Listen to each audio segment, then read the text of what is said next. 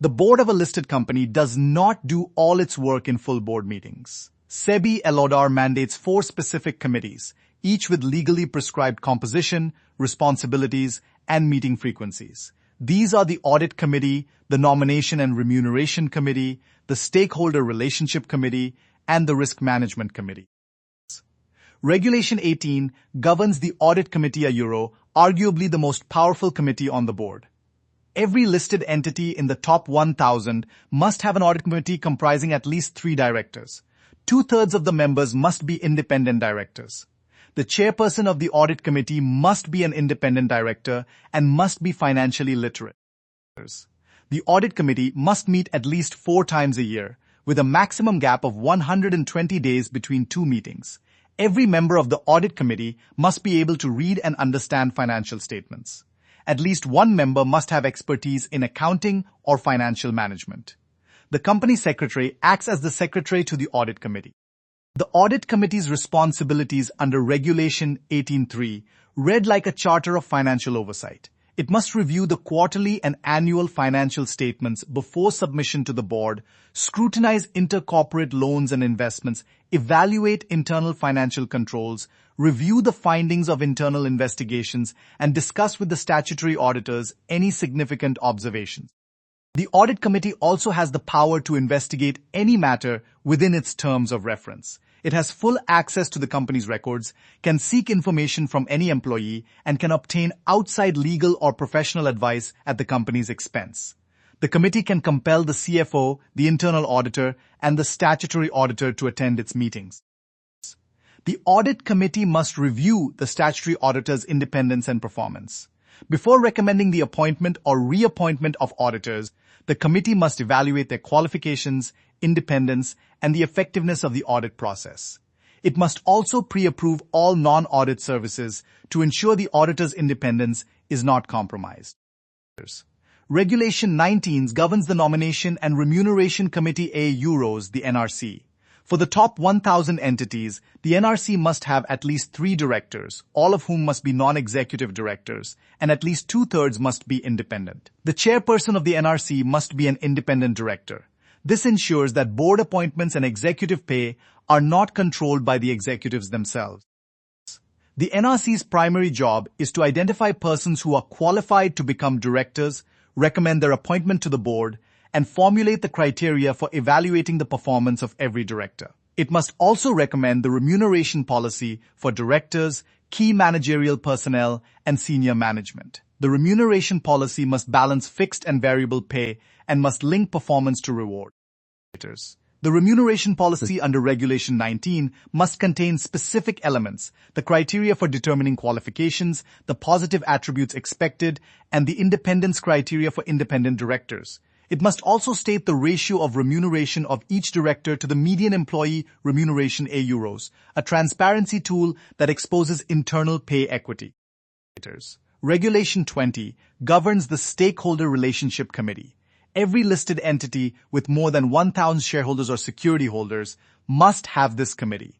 The committee must be chaired by a non-executive director and must specifically consider and resolve the grievances of security holders, including complaints related to transfer of shares, non-receipt of dividends, and non-receipt of annual reports. The Stakeholder Relationship Committee must meet at least once a year. However, best practice demands quarterly meetings to review the status of investor complaints. The committee must report to the board on the nature and volume of complaints and the speed of resolution. The Scores platform maintained by SEBI tracks every complaint against every listed entity, and the committee's performance is visible to the regulator. Regulation 21 mandates the Risk Management Committee for the top 1,000 listed entities. This committee must have a majority of members who are directors and must include at least one independent director. The chairperson of the Risk Management Committee must be a member of the board. The committee's mandate is to formulate a risk management policy, monitor its implementation, and report to the board on the company's risk exposure. The Risk Management Committee must meet at least twice a year. But in practice, given the velocity of risks in today's business environment of Euro cybersecurity threats, supply chain disruptions, regulatory changes, Euros, quarterly meetings are becoming the norm. The committee must also coordinate with the audit committee, since risks that materialize eventually become financial impacts.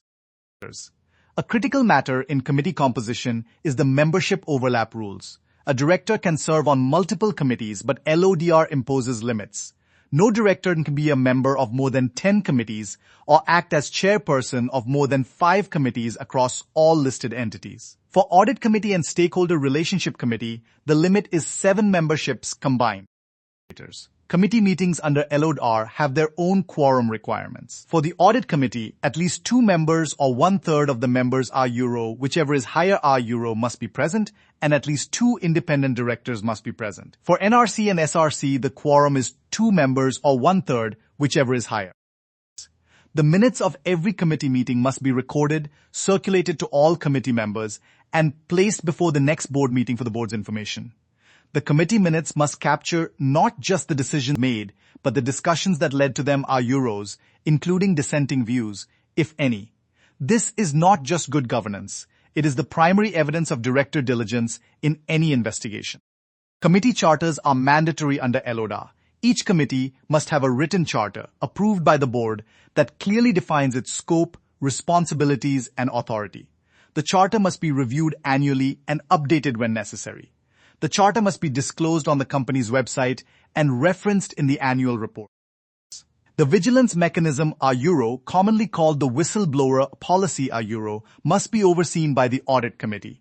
Under Regulation 22, every listed entity must establish a vigil mechanism for directors and employees to report genuine concerns about unethical behavior, fraud, or violation of the code of conduct. The mechanism must provide for adequate safeguards against victimization.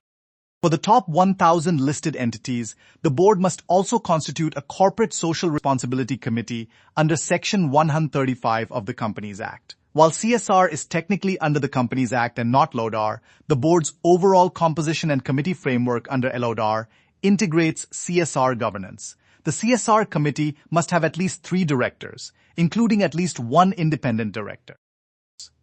The board has the ultimate responsibility of ensuring that every committee functions effectively.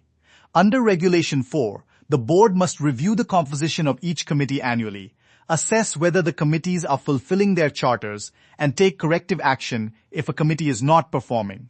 The committees are the board's instruments euros, but the board remains the principal.